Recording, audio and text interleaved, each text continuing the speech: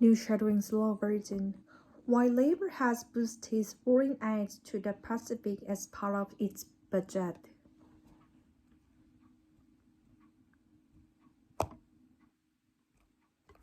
Well, it's a bit of a complicated story of what you essentially saw with the previous governments was a cut in foreign aid.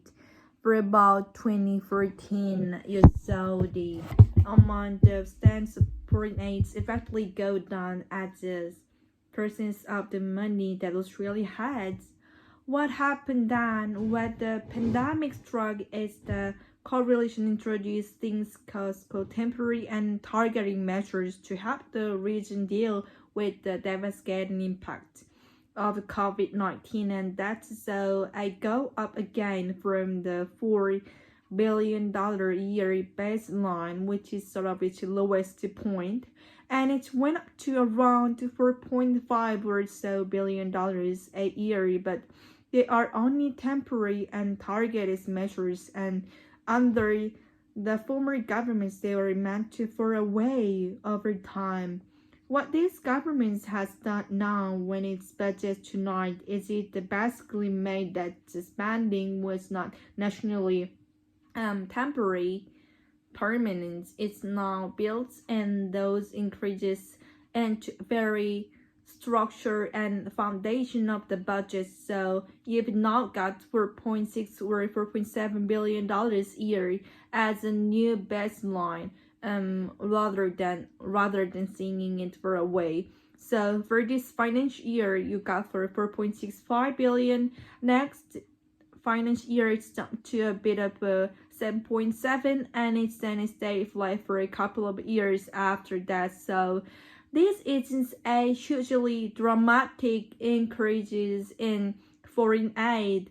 What the government is doing is that it's essentially making what was put up temporarily by the coalition a permanent feature of the budgets, and looks like going for us, at least under Labor, we're gonna go see spending in the order 7.7 $4.8 billion a year on foreign aid as opposed to 4 billion or $4.5 billion a year.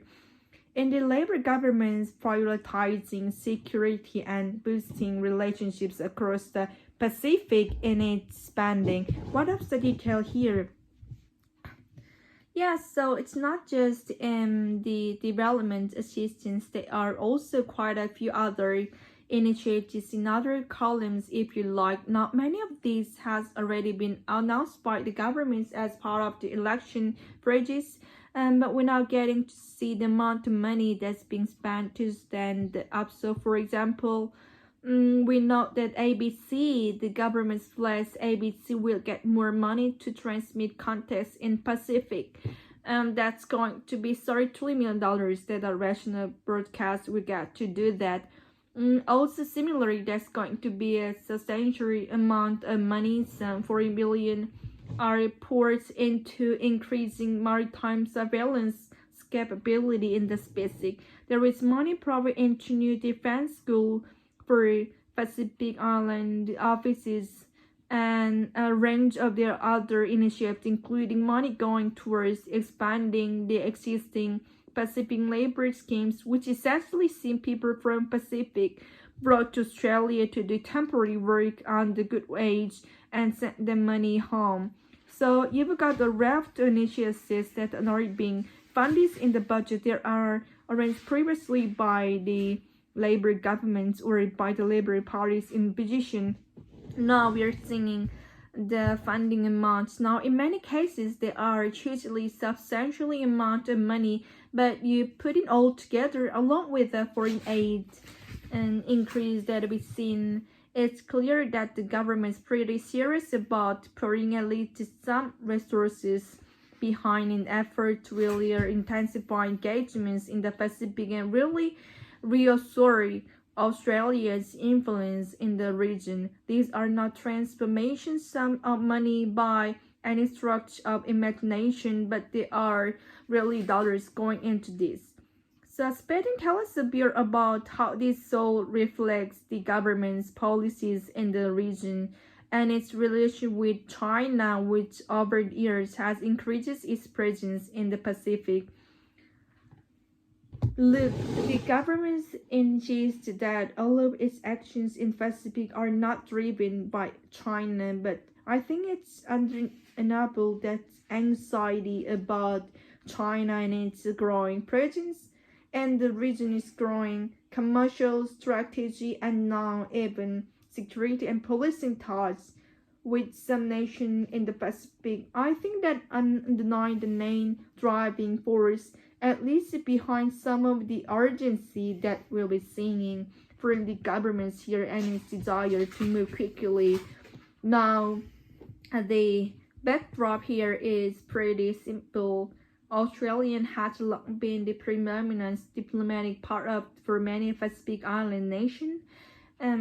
It still is the largest aid donor by a large margin, but China is an increasingly important commercial partner for many of these countries, and its recent move to try and solidify that is turned into something more substantive, something broader, something encompassing security links, as we've seen, for example, with the security pact that are signed by China and Solomon Islands earlier this year.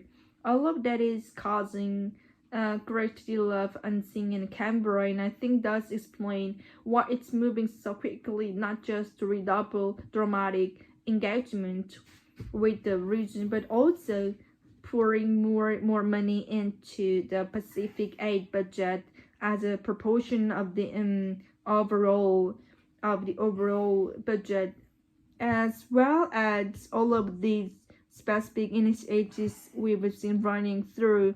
The idea here, of course, is not just to bolster Australians' influence and its presence or its preeminence in some cases, but also to try and provide countries in the region with the tools to deal with potentially coercive behavior from China or from excessive dependencies Australia thinks.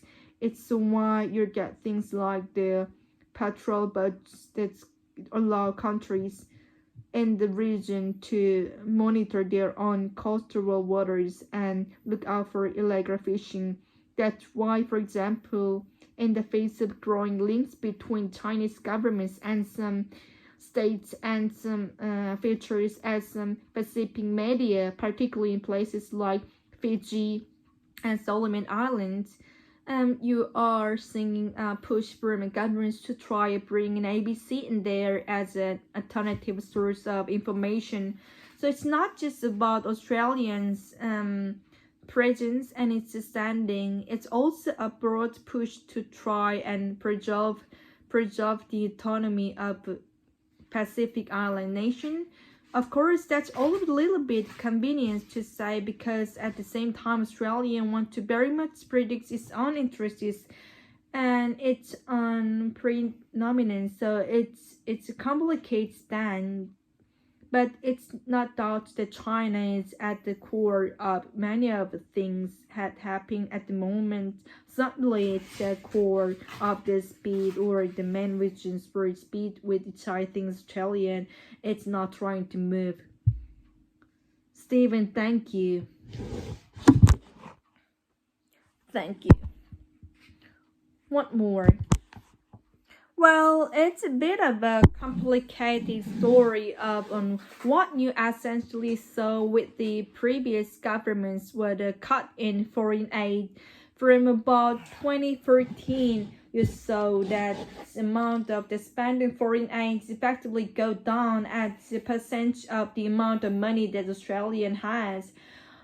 What happens then? What the pandemic struck is the coalition introduced things called temporary and targeting measures to help the region deal with the devastating impact of COVID-19, and that saw a go up again from the $4 billion a year baseline, which is sort of its lowest point, and it went up to around $4.5 or so billion a year, but they are only temporary and targeted measures, and under the former governments, they are meant to fall away over time. What this government has done now when it's the budget tonight is this basically made that spending that was nationally temporary permanent is now built in this increase into very structure and foundation of the budget. So you've now got 4.6 or 4.7 billion dollars a year as a new baseline, rather than seeing and fall away. So this financial you've got the 4.65 billion. Next financial year is jump at bit 4.7, and then it stay flat for a couple of years after that. So this isn't a hugely dramatic increase in foreign aid, but what the government is doing is nationally making what was put up temporarily by the coalition a permanent feature of the budget. It looks like going for us to list under labor, we're gonna to spending a year other to 4.7 or 4.8 billion dollars a year, or on foreign aid as opposed to 4 billion or 4.5 billion dollars a year. In labor governments prioritizing security and boosting relations across the Pacific in its spending. What are the details here? Yeah, so it's not just the development assistance. There are also quite a few other initiatives in other columns, if you like. Now, many of these have already been announced by the government as part of its election pledge. Then we're now getting to see the amount of money that's been spent to stand them up. So, for example, we know the ABC, the government's flags ABC will get more money to transmit contents in the Pacific. That's going to be $32 billion. Our national broadcast will get to do that. Also, similarly, there's going to be a substantial amount of money, some 40 billion are poured into increasing maritime surveillance capability in the Pacific. There are money poured into new space school for Pacific Island offices and a range of other initiatives, including money going towards expanding the existing Pacific labor scheme, which is essentially seems people from the Pacific brought to Australia to do temporary work, earn the good wage, and send the money home. So you've got a raft of initiatives that are not being funded in the budget. They are announced presently by the Labour governments, by the Labour Party in the opposition.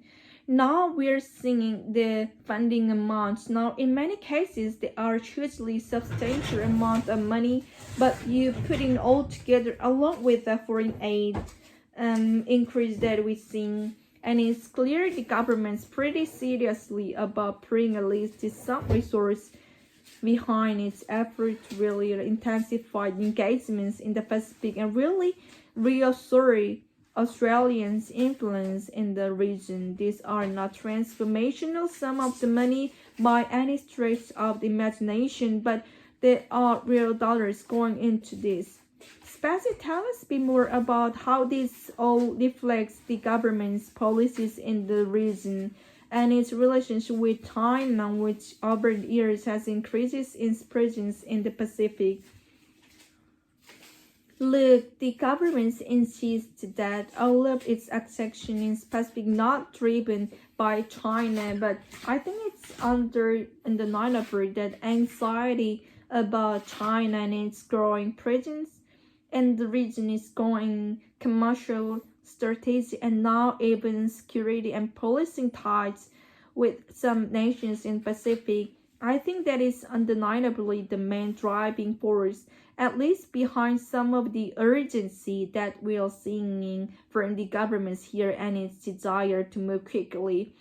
Now, the backdrop here is pretty simple. Australia had long been the predominant partner for many Pacific Islands national.